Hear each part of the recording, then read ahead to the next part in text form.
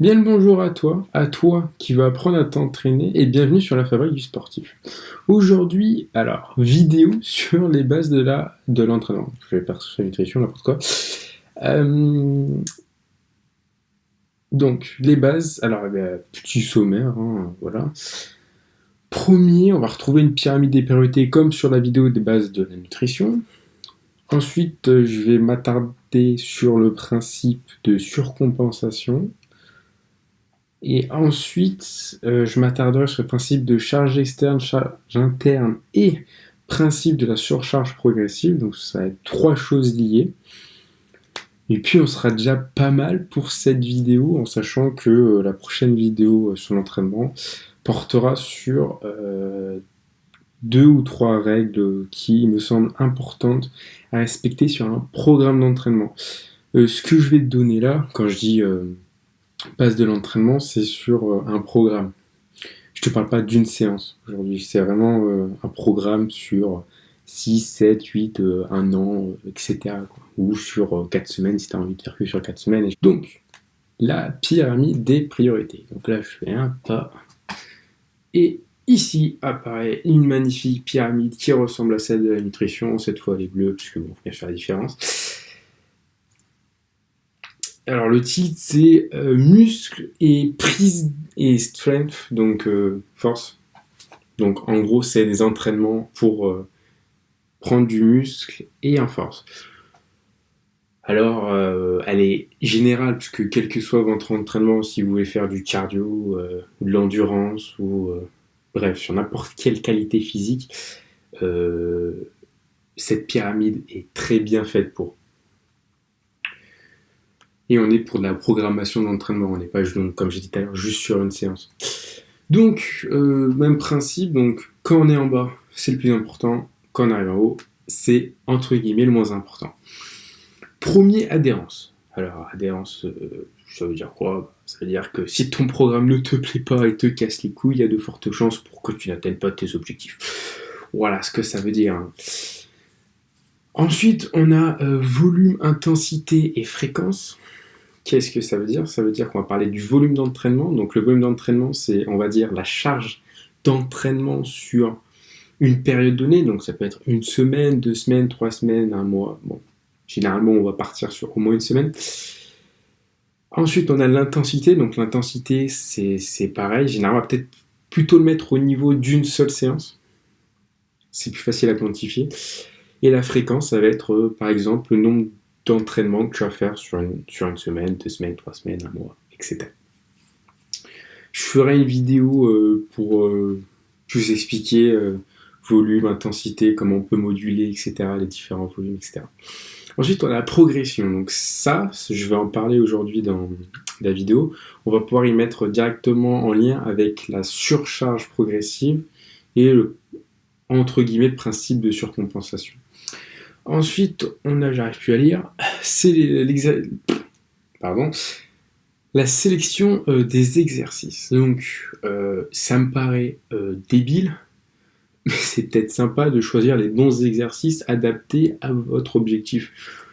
Si votre but est prendre de la force, par exemple, force générale, on va pas faire des petits exercices tout tranquilles où c'est la promenade, non, c'est pas intéressant quoi. Et donc ensuite on a les périodes de repos. Donc période de repos, il y a différentes périodes de repos. J'en ferai une vidéo aussi sur différentes périodes de repos qui existent et je ferai des vidéos aussi sur la récupération en tant que telle, donc qu'est-ce qu'on peut utiliser pour mieux récupérer, etc. Et le dernier, tempo. Alors tempo, c'est quand même plus en lien avec la musculation. Enfin, on va dire que tout ce qui est entraînement avec des charges de musculation, entre guillemets, ça va être les variables, en gros, les variables d'exécution d'un exercice. Par exemple, on va prendre un truc assez large, une pompe. Sur une pompe, vous pouvez décider de faire extrêmement rapidement votre pompe ou descendre lentement, monter vite, etc. etc. Ensuite, Le principe de surcompensation. Donc là, encore retourner sur un petit schéma. Boum. Petit graphique. Alors, il est simple à comprendre, hein, honnêtement. On va faire simple. Vous avez un point de départ qui est votre niveau d'entraînement.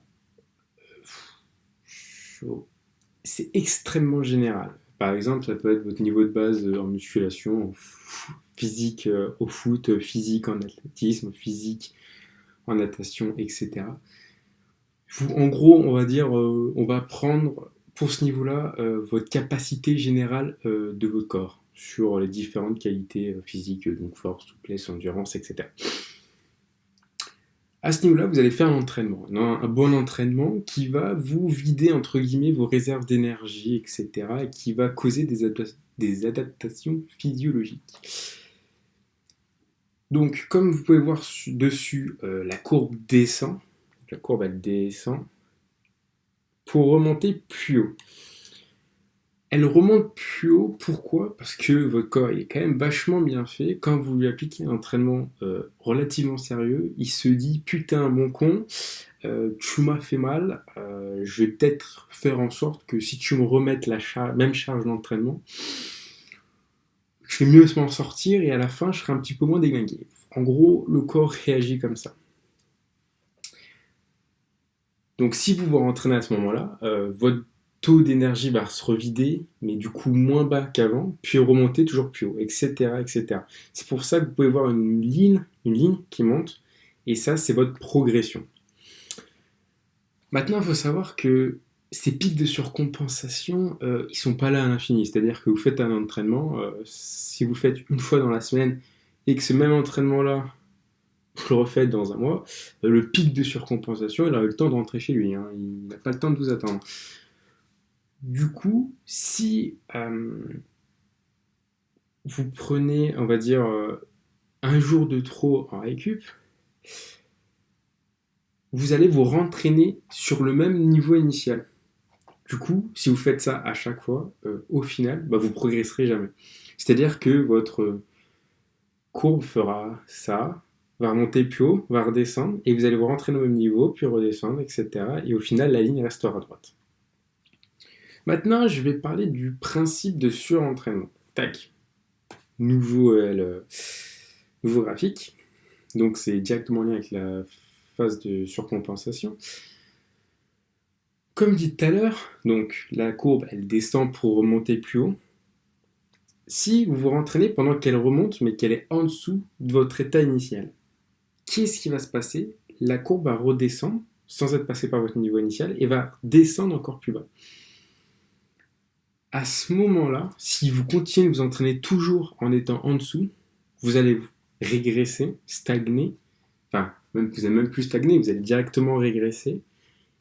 C'est à ce moment-là, généralement, quand vous n'avez pas pris assez de temps de récupération, et au final, vous arrivez sur du surentraînement, donc c'est-à-dire que vous aurez pu un jus, vos os seront quelque peu fébriles et peuvent se casser tout seuls, c'est ce qu'on appelle des fractures de fatigue, où vous pouvez avoir des ligaments, des tendons qui s'inflamment, et ça, c'est pas bon.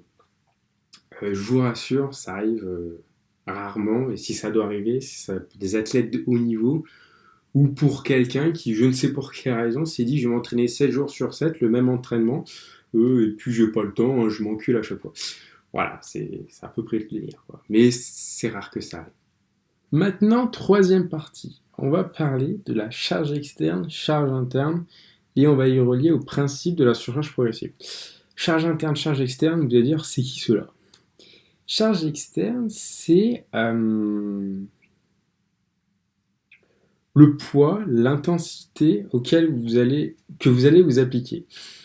Pour donner un exemple simple, c'est par exemple, aujourd'hui, j'ai décidé de soulever 50 kg au développé couché, ou j'ai décidé de courir à 15 km/h, ou j'ai décidé de faire un sprint, bref. C'est quelque chose de quantifiable extrêmement facilement et qui vont vous donner des repères. Cette charge externe, elle va avoir une répercussion sur vous-même, sur votre charge interne. En gros, la charge interne, c'est quel va être le résultat de la charge externe sur votre corps. C'est-à-dire que vous serez d'accord avec moi, 20 kilos, je sais pas, au développé couché, quand vous avez l'habitude d'en soulever 120 kilos, bon, ça va, c'est tranquille, ça vous fait pas mal, c'est pas avec ça que vous allez progresser. Par contre, les 120 kilos, elles vous font mal. Ça, c'est la charge interne. C'est-à-dire que chaque charge externe va être reliée à une charge interne qui vous est propre. Ce que je veux dire là, et c'est aussi un principe que l'on verra appliquer en entraînement, si là vous devez entraîner quelqu'un, c'est que une charge externe donnée, c'est-à-dire 50 kg développé couché, n'impliquera pas la même charge interne pour chaque personne. Moi, je suis débutant. Vous serez tous d'accord, si je suis extrêmement débutant, c'est la première fois que je fais de la musculation, avant je n'ai jamais fait de sport, je vais soulever 50 kg développé couché. Les chances pour que j'en fasse ne serait-ce qu'une répétition ne sont pas excessivement grosses, mais je vais en chier. Maintenant, je suis quelqu'un, on va dire, expert en développé couché. J'ai fait les Jeux Olympiques en force athlétique, je soulève 140 kg au développé couché. Les 50 kg, ça va rien lui faire. Pourtant, c'est la même charge externe, mais la charge interne n'est pas la même. Et là où on va y relier au principe de surcharge progressive, c'est le but de l'entraînement, c'est toujours faire mieux. C'est-à-dire que si vous voulez courir, vous voulez nager par exemple à 400 mètres en natation, vous allez vous entraîner pour que vous soyez toujours de plus en plus rapide. C'est-à-dire que la première fois, vous avez fait le 400 mètres en 8 minutes 20, votre objectif, c'est peut-être de le faire en 5 minutes. Ça va être le principe de charge progressive, c'est qu'à chaque entraînement, il faut que ce soit plus dur. Donc en gros, c'est qu'à chaque entraînement, votre charge interne ne bouge quasiment pas, c'est-à-dire que vous soyez toujours dans un même état de fatigue après votre entraînement, où vous sentez que vous avez bien travaillé, mais la charge externe, elle, doit augmenter au fur et à mesure. Donc comment faire pour augmenter une charge au fur et à mesure? Par exemple, si je reprends l'exemple de la natation sur un 400 mètres ou un 800 mètres, imaginons que je sois le plus débutant des débutants, je vais essayer de nager pour la première fois mon 400 mètres, je n'y arrive pas, j'ai réussi à nager que 200 mètres. À la fin de mes 200 mètres, je suis éclaté, je ne comprends pas ma vie. Mais si je m'amuse à faire que des 200 mètres, à la même intensité, je ne progresserai pas. Donc au prochain entraînement, qu'est-ce que je vais faire? Je vais augmenter ma charge externe.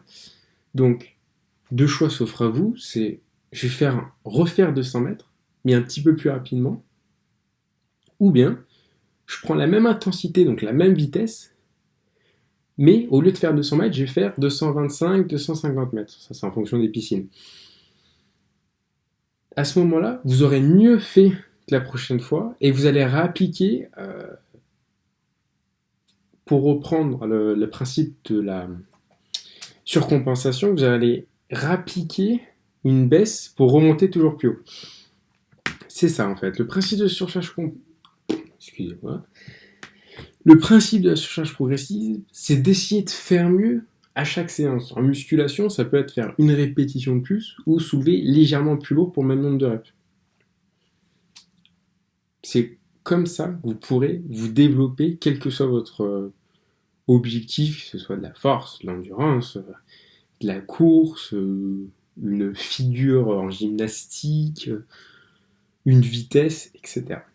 Donc, pour résumer, pour faire un programme d'entraînement qui vous plaît, donc pour vous-même, ce serait déjà qui vous plaise, qui verra à avoir un certain volume d'entraînement avec une certaine intensité qui vous permet de vous dépasser et de faire mieux séance après séance. Donc, ça, c'est la progression. Ensuite, on va sélectionner des exercices qui sont bien évidemment en lien avec notre objectif, sinon ça ne sert à rien aussi. On verra avoir certaines périodes de repos qui sont suffisantes pour pouvoir faire mieux à chaque séance, tout simplement. Et pour tout ce qui est du tempo, ça dépend de la discipline.